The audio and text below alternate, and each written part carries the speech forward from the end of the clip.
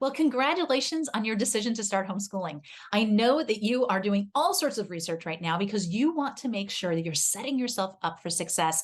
This is a big jump into a very unknown world for you, and I want to help you make that transition as smoothly and easily as possible. What a lot of parents don't realize is that there are 5 very essential steps to starting homeschool.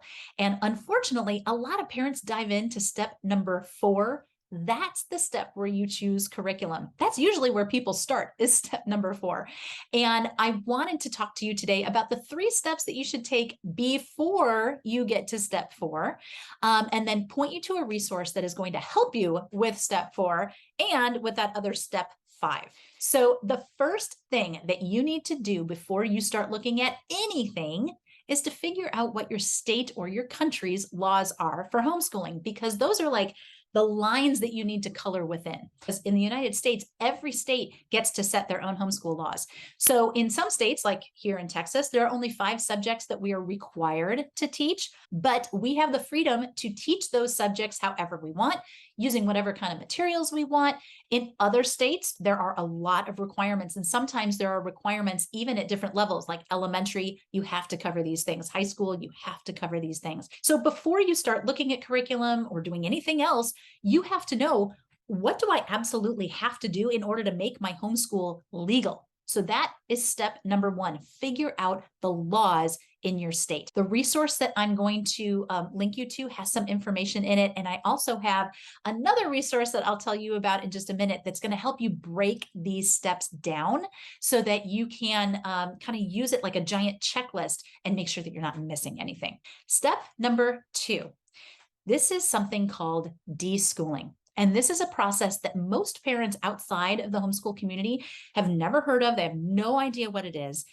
But those of us who are inside the homeschooling community will tell you it is the single most important thing that you can do before you ever start looking at curriculum, and definitely before you start actually homeschooling. Deschooling is the process of detoxing our brains from the conventional approach to education. And when I say the conventional approach, I mean the typical public and private approach to education. You have been immersed in that. Chances are that's what your education was. And you're in a society that upholds that approach as being the approach, the main way to educate. And so you've really been indoctrinated to believe that education fits in this box. This is what it has to look like. But the reality is, the conventional approach to education is just one form of education, and there is no such thing as an official education at any level. No official elementary or official middle school, not even an official high school education. Such a thing does not exist. And there are so many things about the way that we've been wired to learn new information, things about education in general, what it can look like, what it shouldn't look like, different ways that work better than others, all this stuff that deschooling helps you to figure out. So step number 2 is to deschool. I actually have a program I've put together for parents where you get an email once every week with a little activity, like a journal activity, not like having to leave the house and go do anything, little journaling activity and a little reading activity that helps you to laser focus and turbo boost your deschooling process, because this can take literally years from beginning to end. Because think about it, however old you are, that's how many years you have been indoctrinated to see education as a certain way. So obviously this is not something you can undo in a month. It takes time. But my deschooling experience helps you to laser focus and turbo boost that whole process so that you can start reaping the results like this year. So that is one thing that you can use. I've got another resource down there I'll link to that can also help. It's not a paid course. It's just a article that I wrote and a download that can help you to figure out ways to deschool yourself and also deschool your kids if they have spent time in public school. Now, you might be thinking, okay, well, what else would I need to do then before I start choosing curriculum? How can there be another step in here? Well, the 3rd step is to find a methodology that you align with.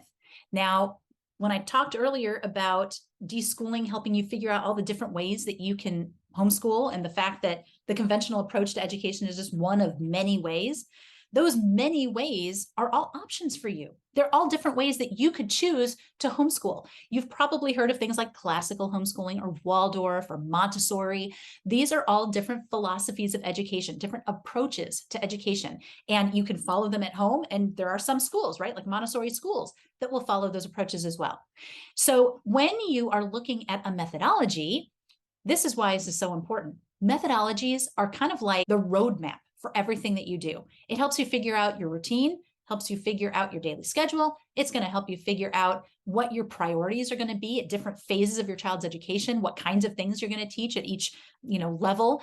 And this is probably the most important thing, curriculum is written to align with a methodology. So let's say you decide that you want to homeschool following Waldorf education. That means you automatically can wipe all the other curriculum off the table that is not Waldorf-based education. Now you went from having like this many options of curriculum to having this many options. It is much easier to choose from this pool than it is from this pool. Same thing with any of the other approaches. Curriculum is written to align with those approaches. So by figuring out your approach first, it's going to make it significantly easier to choose curriculum. So figuring out the legalities, deschooling yourself, or at least starting to deschool yourself. You're not going to finish before you start homeschooling, but you at least want to get good into the process. And then figuring out your methodology. Those are the three things that you need to do before you ever start looking at curriculum. So I'm going to link down below to an article called How to Start Homeschooling, and it talks about the 5 essential steps to homeschooling. So it'll talk a little more in detail about the first 3 I mentioned and about choosing curriculum. It'll tell you what that 5th one is as well. And then I have a download that you can get, and it's free. It tells you all 5 of these steps, all broken down into like their mini steps to help you work through each of them. And it also has a curriculum guide on the back that you can use to keep track of the things that you choose to use, kind of like an organizer of all of the curriculum that you choose, because you're going to find once you start looking, sometimes it can be hard to keep track of, wait, where did I see that math that I really liked? I decided I wanted to go with somebody's math. I can't remember who it was though. Keep track of everything in one place so that you know exactly where you're going to find everything and what specifically you're even going to get. If you would like to know not just the 5 essential steps, but 2 more steps that can help to make your foundation even more solid and help make your transition even more smooth, and get some bonus material that is going to help you really set yourself up for success, then take a look at my Launch program.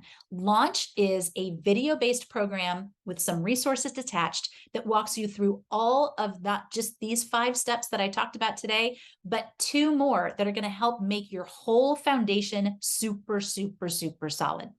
And of course, that's going to come with some extra resources and some bonus material that's going to help fill out some of those big concerns you might have about things like socialization and how you and your child can work together without constantly butting heads.